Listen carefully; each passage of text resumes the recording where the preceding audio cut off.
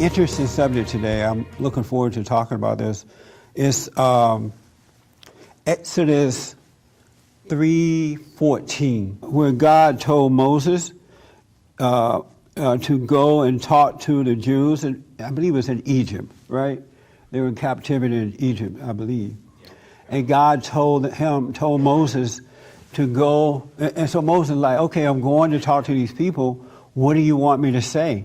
When they ask me who sent me, what should I say? And God said, tell them that I am that I am. Tell them that I am. Anybody heard that before? Yeah.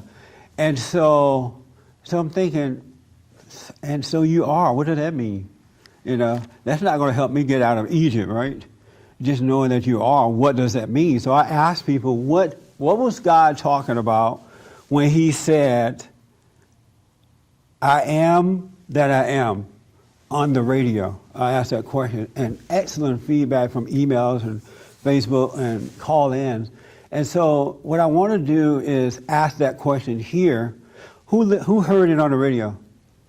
Oh, good. Oh, so nobody knows.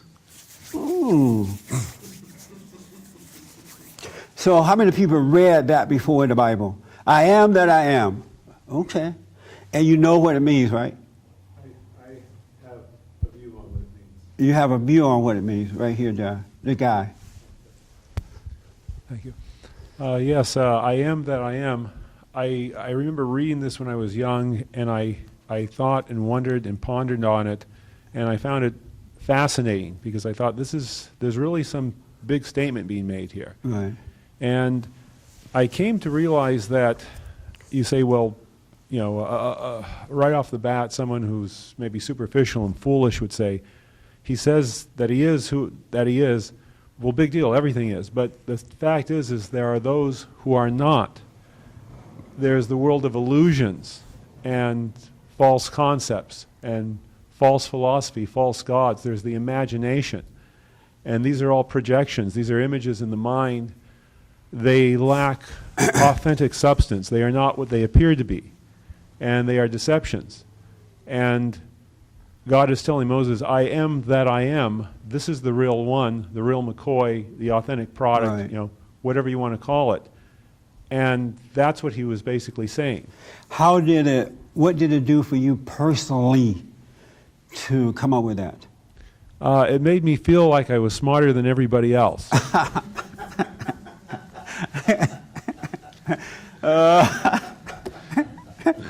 That old ego at work, huh? Yes. And so did that help you to know that? To come up with that? It didn't help me to know it, but it helped me rationalize mistreating other people. Oh, I see. And when it... So it didn't do anything for you except build your ego. Yeah, just build. Well, more seriously, I think it did help me. It gave me some depth to wonder about and look at something with. I think it did that as far as perspective. All right. It didn't change my life instantly and cause me to become immediately a better person or anything like that. But it did not. I think it did, though. It did give me a bit of seed. Oh, okay. It planted a bit of seed, and. So when it didn't do anything to change your life immediately, did you think, oh, that's fine, as long as I know I got something to hold on to here?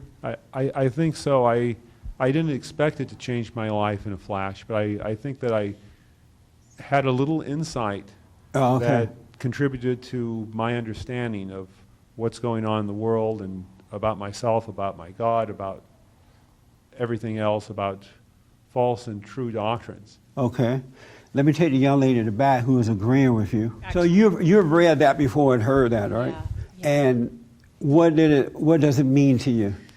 Well, it means to me, I am that I am means that's really all you need to know. That's all you need to know? All you need, I am that I am. And that just leads me to think about, reading the Bible's good, but when you reach out and get obsessive over it, it's like getting addicted to anything. You're reaching out, and you're not spending time with God every day. And if you do that through that, then the Bible opens like a flower. Right. Imagine yourself enslaved in Egypt, all right? And here you are praying to the Lord, to take you out of that situation. Come and help me. Or even imagine yourself just in the stuff you're going through now in life, which is still enslavement, right? And so you're praying to God to, get me out of this situation. Help me out, show me out. Along come a guy who says, okay, God sent me to you, and he told me to tell you he is who he is. I am that I am. What would be your first thought? Well, I don't know what I would do in that. I I've mean, never now, been in that just in the dire stuff you of a go si- through now in life. Yeah, just to remind me to go inward to the kingdom. That's what I would get, from it. But let's say you hadn't heard about that before, because you heard about that recently. But this is something new. Some guy coming and telling you. Oh, I wouldn't get it. You wouldn't get it. You'd be like, okay, I'm in prison. I'm getting whooped and beat every day. Yeah, right. I'm working for free here. Have to eat bread and water, and you are who you are. Yeah. That's not helping me out of this situation. Yeah. I mean, I would be thinking that. Yes, I would too. Yeah. I'm suffering, and I'm praying to the Almighty to come save me, and He's going to send a message like that. Yeah. That wouldn't be very encouraging to me. No, it would be confusing. Uh-huh. But most people don't realize that, and that's what I want you to start realizing. Just knowing the words is not helping you That's right. at all. Yeah. But for some reason, people are in denial about that. They don't realize, I'm not getting help here. I know these scriptures, so they'll just make up stuff. For more information or to purchase a copy of this show, visit us on the web at www.bondinfo.org or call 1-800-411-BOND.